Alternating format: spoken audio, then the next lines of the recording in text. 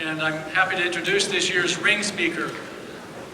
Elected by his peers to represent them, a prize-winning writer, as evidenced already today, a thoughtful student and athlete, and a man ever ready with a joke, Jus Clay.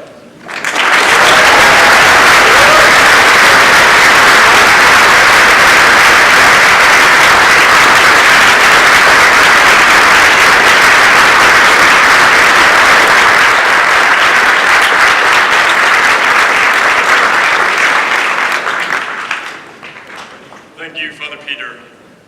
I also thank the faculty, families, and students who sit before me today. But most of all, I thank the class of 2013 who gave me this opportunity to speak to all of you on their behalf. Often, the ring ceremony serves as a formal pep rally of sorts, which makes the class laugh and, in so doing, brings it closer together. This year's ceremony comes at a time when a somber tone might seem more fitting, as our class was recently brought together not by laughter, but by tears. Though it's true these last few weeks have been a time of tremendous pain and suffering for both our form and for the entire Cistercian community, it's also true that we are in a season of hope. And I hope that in watching how our class remembered and learned about an individual, I have realized how it is that we might remember and learn about our form. For of all the lessons learned these last few weeks, one stands out in my mind, and that is that one of the best ways to teach, to affirm, to heal, and to inspire is by telling stories. In pondering the stories of our form, I realized that the one great story of the class of 2013 is the tale of transition. Transition from old to new, from youth to adolescence, from triumph to tragedy, to triumph once again. When we first came to Cistercian, we were younger and Cistercian was older. Now, the reason I say Cistercian was older is because in those days, the classrooms were very, very old. So old, in fact, that the chalkboards actually dated to the late Jurassic period. In this ancient place, we realized we were destined for great things. This put a certain pressure on the form. A pressure so great that one boy believed he had ruptured his aorta as a result of it. But it would be years before we realized what our destiny truly was. In the meantime, we were the last class taught Latin by Father Matthew, who had taught every year since the school's founding. We knew what it meant to be taught by the old Hungarians. We had to decipher accents thick as the goulash of the old country. We had to endure being berated by Abbot Dennis for not knowing the formulas. We had Father Julius wondering if we were terrorists as we passed notes in his class. We knew a style of teaching seen nowhere other than at Cistercian, a style of teaching that defined the school's early history. We were also familiar with the style of teaching of Mr. Walter, because we were the last class to both have him for an entire year and go on the Texas history trip. Now, the Texas history trip taught, as it always did, a number of lessons that proved unforgettable or traumatizing, depending on your point of view. It taught us why the Alamo mattered. It taught us why the Capitol mattered. But most of all, it taught us why avoiding motel hot tubs mattered.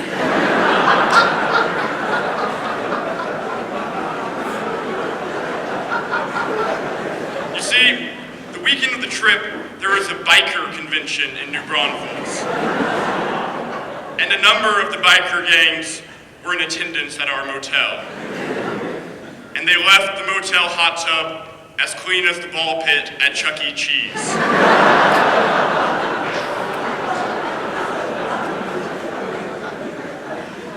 You laugh, but in a way, the experience shows how we were among the final links of a long chain of intrepid history trippers. Boys who had learned Texas history from a man who, we believed, had actually fought in the Battle of San Jacinto. Our middle school experience was the Cistercian original of blackboards and wall carpeting.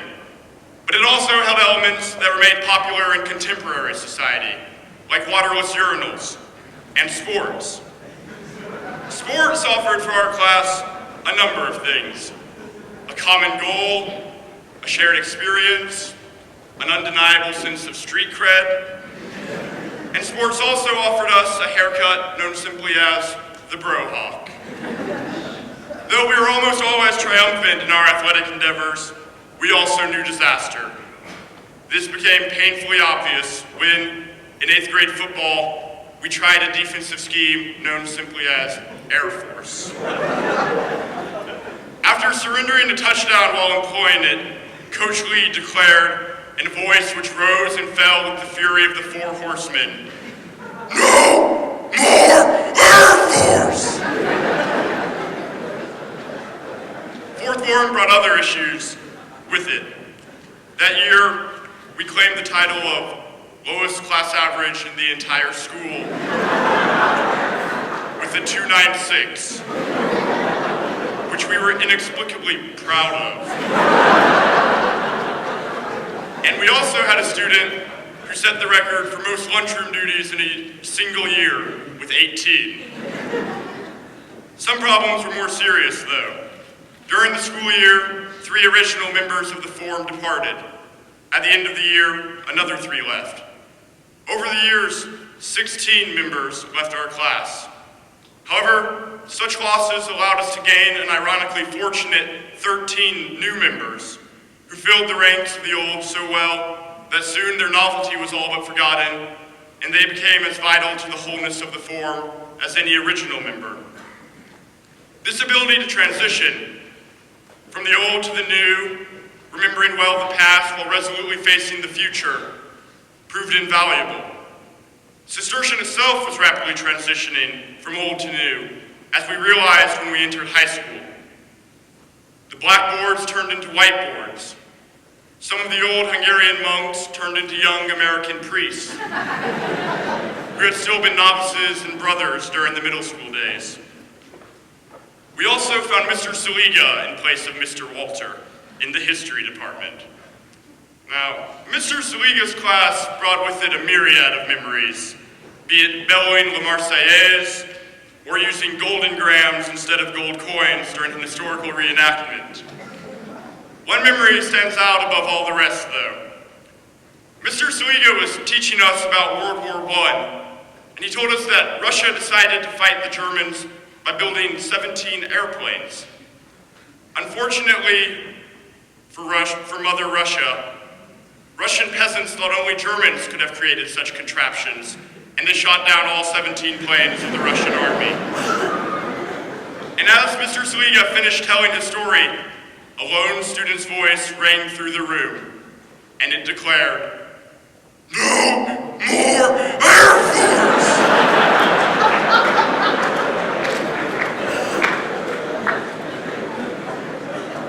High school brought other changes besides the Saliga-Walter swap.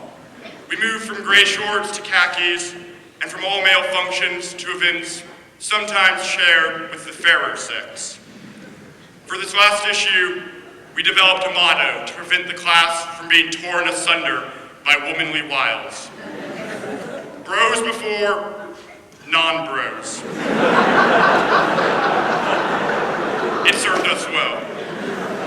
But through all the changes, from the old Cistercian to the one we now know, from the days of Texas history trips to this very ring ceremony, there is one great constant, a ragin' Cajun who led the class with the courage of a honey badger. Father Paul. Father Paul is, for our Forum, a number of things. He is an avid angler who deftly fishes the oft brackish waters of our class.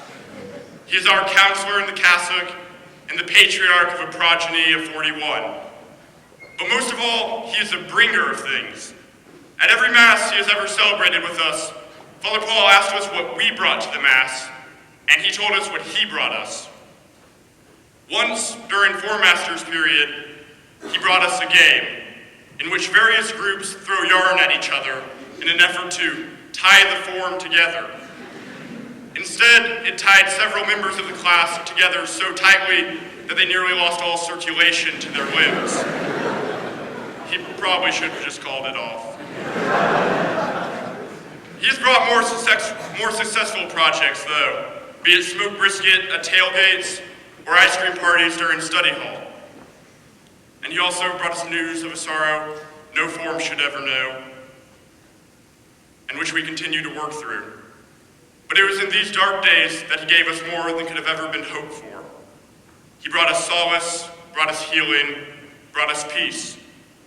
He also brought us joyful memories and the knowledge that there are some truths you have to grow into. Through the years, he himself transitioned from just our form master to admissions director to assistant headmaster, a transition that paralleled the transition we as a form underwent. Yet for us, he remains the form master he has always been, who helped us through ruptured aortas and broken hearts, whose true strength we realized as we found our own strength. And it is for that strength that I now take this opportunity to thank Father Paul for all he has endured with us, all he has given us, and all he has brought us.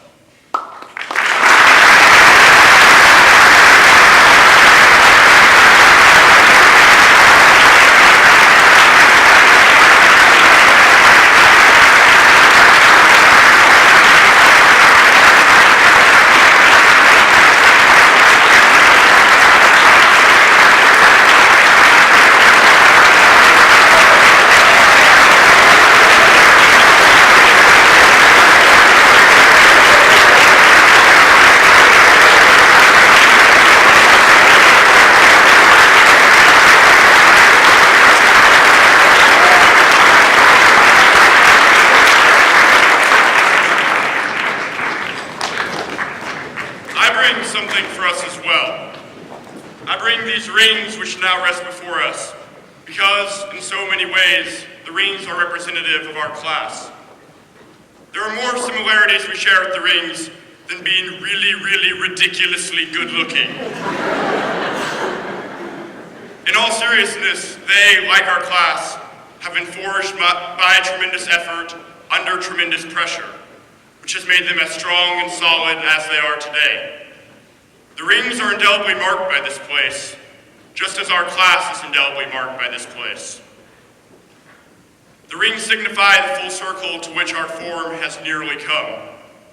But I believe it is the centerpiece of the ring which best represents our class. The centerpiece of the ring takes one of two forms. The first is that of a plain black stone, which reflects light off the ring. It is indicative of the darkness we have known, but even more indicative of the light we have shared, both with ourselves and with others. And it is also an immovable reminder of a stone which we have lost. The second ring is that of a black stone with a silver C set in it. Ostensibly, the C stands for Cistercian, but it also stands for more than that. Now, somebody told me that the C stands for our class's average GPA. But that's certainly not the case, because after the pre-calculus final yesterday, our class average is more in the C- D+ range. Personally, I believe the C stands for courage, which we have always had and will always need. It stands for comedy, which we have always relished, and which, during these last few weeks, was at times just as important as courage. The C stands for a cross we have had to bear, and a cross we continue to bear. But it also stands for a community, which has supported us throughout our journey as a form. But most of all, the C stands for a class, as in the class of 2013.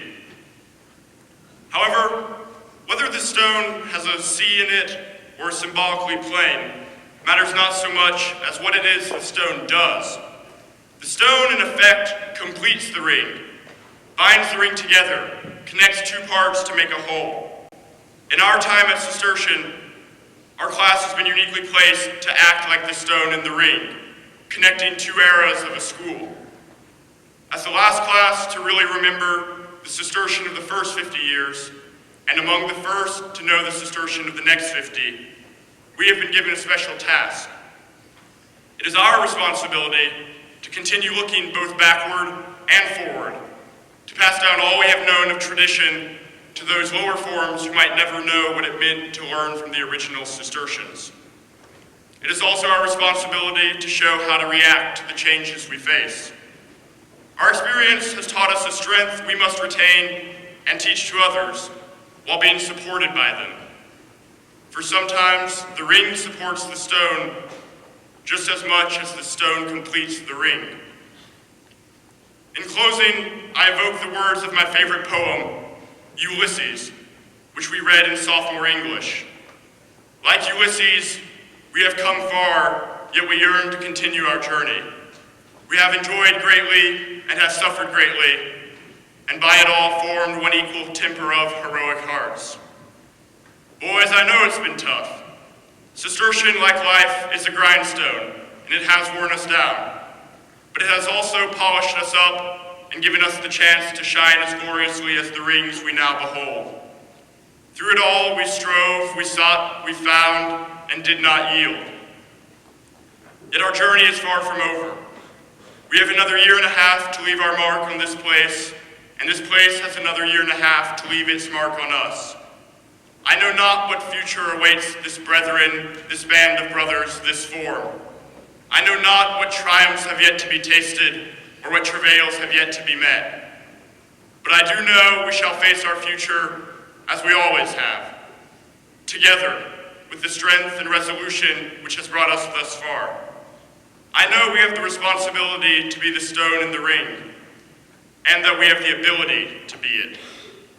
And I also know that it's high time I ended this speech and stopped looking backward. Let us look forward, and let's get our rings.